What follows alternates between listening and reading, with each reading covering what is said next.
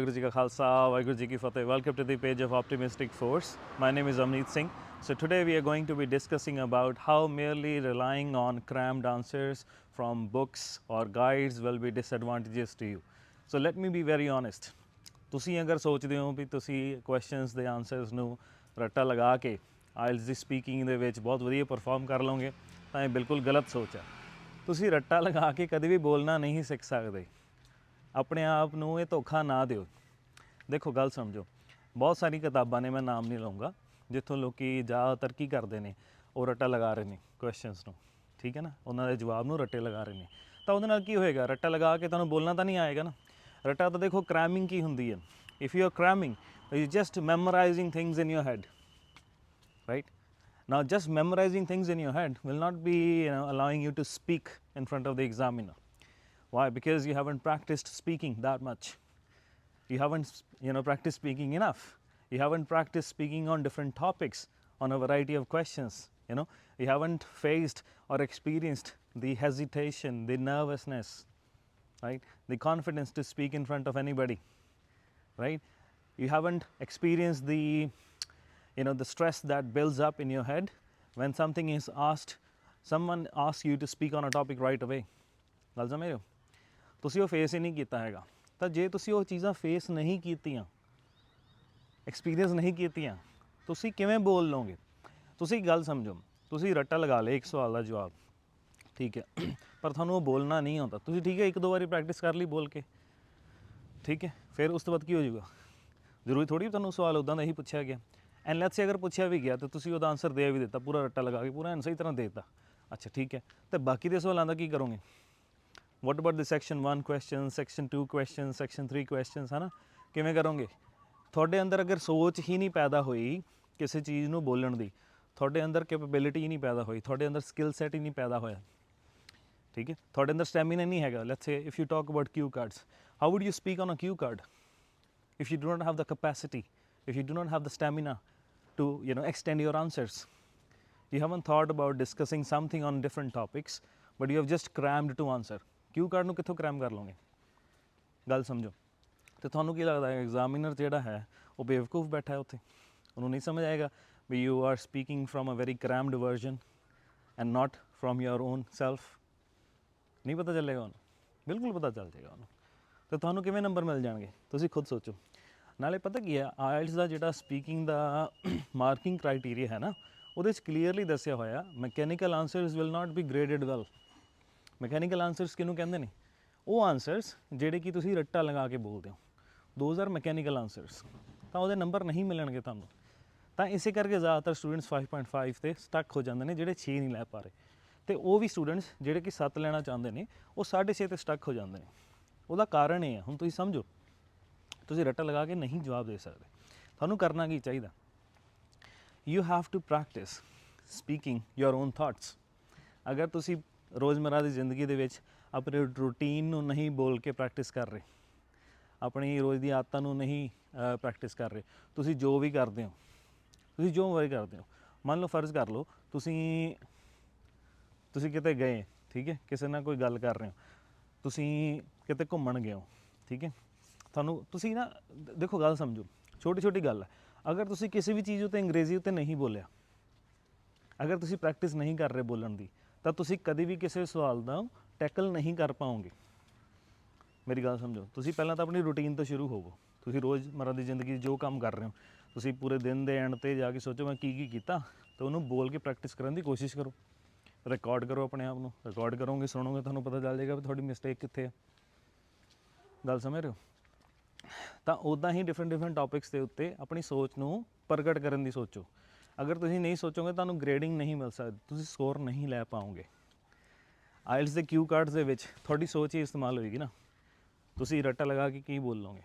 ਤੁਹਾਡੀ ਸੋਚ ਵਿੱਚ ਕੀ ਹੋਊਗਾ, ਹੈ ਨਾ? You have to start talking about for example you talk about a wristwatch, right? So how would you talk about a wristwatch? You can talk about a wristwatch.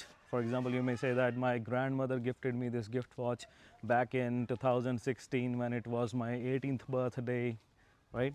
And I was really surprised because I wasn't hoping my grandmother to give me such a gift. It has been very close to my heart right? I still wear the same watch every single day because it reminds me of my grandmother and how close she was with me, because she expired back in 2019 and I still remember her. I can't forget her. I always have her vision in front of my eyes wherever I go and whosoever I see, especially an old woman. It relates me to my grandmother. It is very nostalgic in nature. It reminds me of her goodness, how she treated me well. Samario, we can talk about more that this watch is a golden piece of watch with a blue dial, right, and a brown strap to it. It's a watch from diesel, and I do not know how costly it is, but I do understand that it's because of the diesel. It must be costly enough, right? ਤਾਂ ਤੁਸੀਂ ਗੱਲਾਂ ਬਾਤਾਂ ਕਰੋ ਉਹਦੇ ਬਾਰੇ, ਨਹੀਂ ਗੱਲਾਂ ਬਾਤਾਂ ਕਰ ਸਕਦੇ ਇੱਦਾਂ ਸੋਚ ਕੇ ਬੋਲੋ ਨਾ।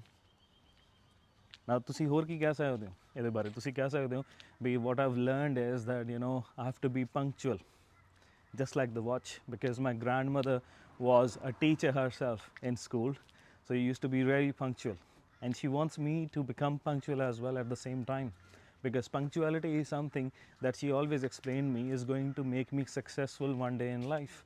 If I'm punctual, people will respect me. If I'm punctual, it means I'm disciplined. If I'm disciplined, I'm going to execute every single task in life seamlessly and on a stipulated time frame.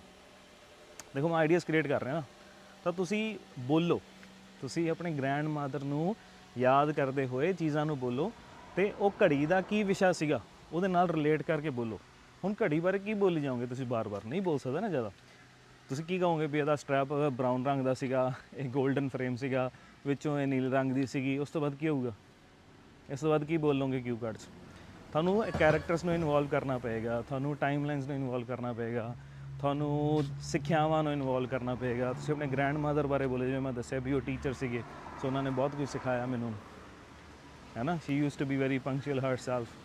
ਤਾਂ ਗੱਲ ਸਮਝੋ, ਤੁਸੀਂ answers ਨੂੰ ਰੱਟਾ ਲਗਾ ਕੇ ਨਹੀਂ ਵਧੀਆ perform ਕਰ ਸਕਦੇ ਆਇਲਟਸ ਦੀ ਸਪੀਕਿੰਗ ਦੇ ਵਿੱਚ। ਇਹ ਝੂਠ ਹੈ। ਇਹ ਆਪਣੇ ਆਪ ਨੂੰ ਤੁਸੀਂ ਝੂਠ ਨਾ ਬੋਲੋ। ਤੁਸੀਂ ਕਦੋਂ ਛੱਡੋਗੇ ਆਪਣੇ ਆਪ ਨੂੰ ਝੂਠ ਬੋਲਣਾ? ਤੁਸੀਂ ਖੁਦ ਸੋਚੋ। ਤੁਸੀਂ ਆਪਣੇ ਆਪ ਨੂੰ ਬੇਵਕੂਫ ਬਣਾ ਰਹੇ ਹੋ ਇਸ ਚੀਜ਼ ਨੂੰ ਕਰ ਕਰਕੇ, ਅਤੇ ਤੁਹਾਡੇ ਨਾਲ ਦੇ ਤੁਹਾਡੇ ਫਰੈਂਡਸ ਵੀ ਅਗਰ ਇਹੀ ਕੰਮ ਕਰ ਰਹੇ ਨੇ ਤਾਂ ਪਲੀਜ਼ ਉਹਨਾਂ ਨੂੰ ਵੀ ਇਹ ਚੀਜ਼ ਸਮਝਾਓ, ਠੀਕ ਹੈ, ਅਤੇ ਆਪ ਵੀ ਇਸ ਚੀਜ਼ ਨੂੰ ਸਮਝੋ। ਤੁਸੀਂ ਅਸਲ 'ਚ ਸਮਝੋ ਨਾ ਵੀ ਆਇਲਟਸ ਦੀ ਪ੍ਰੈਪਰੇਸ਼ਨ ਹੁੰਦੀ ਕੀ ਹੈ। It's your English performance, right? You're not preparing for IELTS. IELTS is just a way to evaluate your English speaking skills.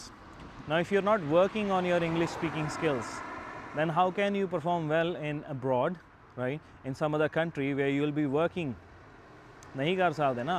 So you have to practice. And moreover, you are improving your English language, improving your communication skills at hand. Why don't you want to improve that? Why do you always want to depend on something which is crammed?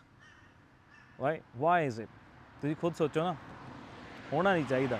ਤਾਂ if you're doing this thing, you can't improve your IELTS speaking. You cannot score even 6.5 or 7, right? I can guarantee that. You can't score 6.5 without learning how to communicate, because only by cramming you can score 5.5 and not even 6. So you have to develop these speaking skills. Make sure you do this. So if you like this video, do like the video, right? If you dislike, you can even dislike it. ਤੁਸੀਂ comment ਕਰ ਸਕਦੇ ਹੋ whatever you felt after listening to this video, and if you have any suggestions for any or more questions that you would like me to frame a video on, ਤਾਂ ਮੈਂ ਉਹਦੇ ਉੱਤੇ video ਬਣਾ ਕੇ ਵੀ ਤੁਹਾਡੇ ਨਾਲ ਡਿਸਕਸ ਕਰ ਸਕਦਾ। and share it with your friends if you feel like ਵੀ ਇਹ ਕਿਸੇ ਦੇ ਨਾਲ help out ਕਰੂਗੀ ਵੀਡੀਓ, ਤੇ do subscribe the channel if you haven't already. Until then, see you in the next video. Bye.